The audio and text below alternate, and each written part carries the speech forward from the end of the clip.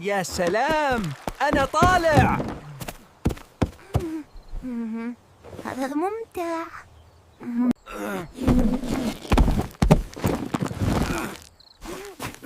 ظهري، أين ذأف الماء؟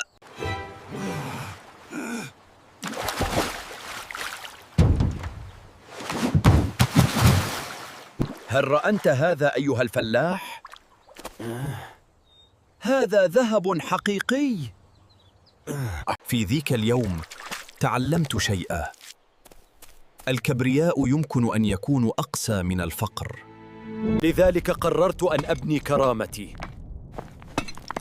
ضربة واحدة في كل مرة.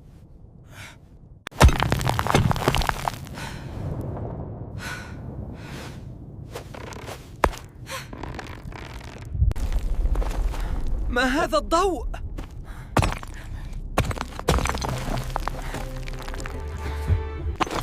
إنه حقيقي، إنه جوهرة حقينية، لقد استجيبت صلواتي.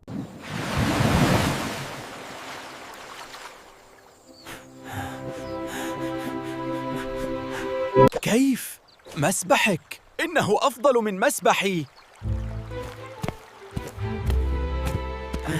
تعلم هذا يا جاري، المال ليس كل شيء.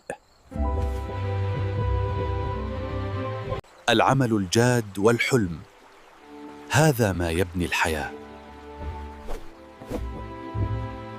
وهكذا تعلمت أن الثروة الحقيقية ليست ما تملكه، بل ما تبنيه.